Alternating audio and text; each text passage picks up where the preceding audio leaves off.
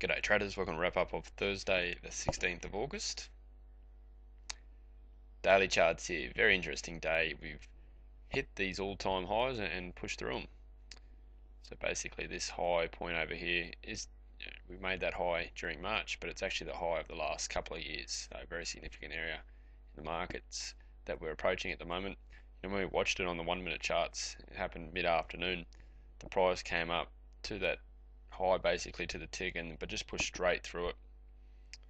So I had no problems in pushing higher at this particular stage. But so, still momentum on the upside here. As far as having a look on the shorter term, so here's a 15-minute chart. So, sorry, I should call it a medium-term chart. A great way to really link up those daily, longer-term charts with the shorter-term charts that we actually trade and use our entries for. And here we are. This is the particular day that we just had, so you can see very much a day on the upside once we pushed up through those highs. Here's a trend line that was drawn in before the day even started. Once we made these three high points here, I drew this trend line in. I was interested to watch what the market did once it approached it in the cash market, and again we hit it a couple of times. You can see we pushed straight through it, but then bounced straight off it as support. So once you see a trend line confirmed on both sides, so as a resistance and then a support, that really confirms the area. That's what I like about this one back here, had confirmations on both sides of it, and that whether you're talking about trend lines or support and resistance areas, really confirms a strong area and confirms that many traders are looking at the area. Has to be that way, otherwise the market wouldn't react like it does to that, almost to the tick.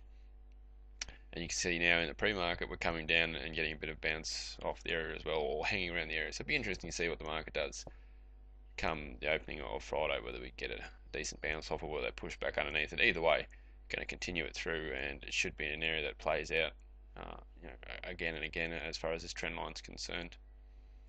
Down here, 1403, just still got this level marked in here, just because it's one of the most significant key levels in the market at the moment. I've got some charts that I'm always watching while trading. It's got key levels drawn all over it, so there's lines all over the place. But this particular one, just to emphasize the point, I've just got this one level because it seems to be probably the most significant level in the market at the moment. We've obviously pushed well away from it now, but for a while there, the market was really dealing around it. I've showed this many times. We really held underneath it. We got above it, held as support, then got underneath it, held as resistance, and then we're getting above it. Now it's using it as support again in this cash market. It dealt around this area, tried to break through without any sort of real conviction there, and it's got a really decent bounce, and from there it's launched itself to the upside. So this 14.3 definitely playing its role in the market. So here we go. These are the shorter term markets. Something I want to point out that I trade, it's not necessarily a trading technique that everyone wants to use, but what I think it does, whether you trade or not, it certainly gives the market a little bit of clarity and a way to look at the the opening of a market. If you refer over to this 1 minute chart here, I haven't got any lines on here at the moment, and if you might just look at that, it looks not a mess, but it's hard to interpret what's exactly going on, especially around this period here. But what I do is basically take the pre-market, so these two lines that I've drawn on the 5 minute chart to kind of give it more clarity. Taking the pre-market, so taking the low of the pre-market, the high of the pre-market, and when I say pre-market, I just want to see the last 3-4 hours. Most significant, that's when the European market's open. Any time before that is just really irrelevant, because none of the major economies, Asia is open, but it's not as a major impact on this market. It's really European and the US markets that we're looking at. Okay, so I draw what you might call a perimeter around the pre-market. Then look what these markets want to do, whether they want to push out either side of these perimeters and basically use those areas. So for example, the low here, use it as resistance to push lower from and launch itself from, or in this particular case, the upside, get through it, use it as support to launch itself from.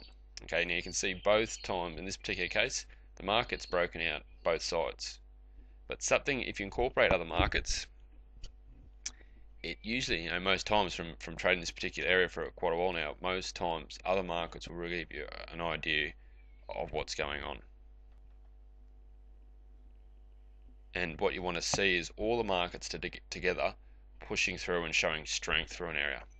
Okay, so there's a couple of things about this downside, which it has got down underneath it, and then where it could have used as resistance has pushed through, but it was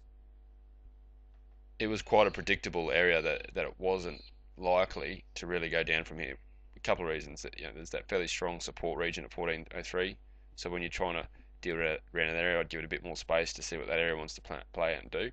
But that aside, what I really look at every single day is the other markets, like I said, and seeing them all push through with power and conviction. So here's an example of the Nasdaq. So here's the opening of the Nasdaq. You can see it's bouncing, it's pushing straight back, and it's just not wanting to head on the downside.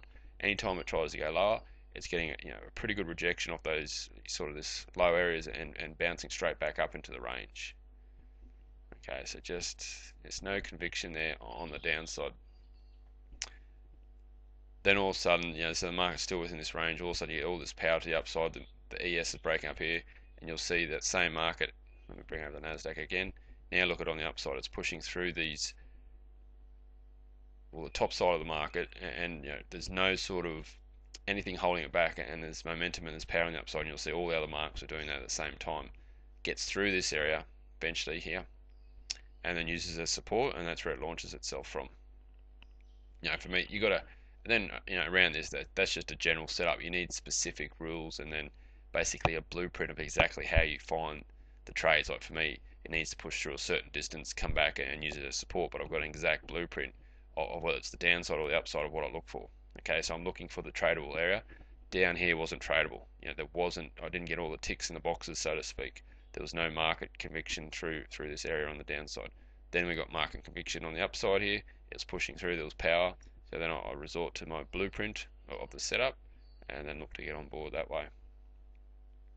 But that's just a quick, bit of an example of how you could make, whether you want to specifically trade something like that or not. But that sort of general concept gives the first hour or two a lot of direction, and by placing those perimeters, you can really see what the market's doing in regards to the upside and the downside. So as far as the rest of the day, this market, after having an initial push down without any power and then pushing up, the market all day long just pushed up with some slight pullbacks. You can see slight pullback, higher high, slight pullback, higher high. This is where we broke through 1350. So you can see it's bounced off it right at the tick, just come back a little bit. Then we've got this powerful candle straight to the high. So the reason, obviously, there's a heap of buyers looking to take this higher, this high higher, and from there it's bounced off it as a bit of support. It's eventually come back and got underneath a little bit, and then dealt sideways. So overall, a day when you get one directional moves like that without much of a pullback, your opportunities are certainly going to be limited. And then just to show on the 1 minute chart, no sort of pullback as far as underside power points. You can see it's just all going up through the upside power points from midday onwards. So here we go. Here it's even that upside move just really slowed down. You can see very sideways action. Each candle is a tick or two ticks. So as far as price action is concerned, very limited. Just due to the lack of volume at the moment, just with the American and European summer breaks, but the volume will come back.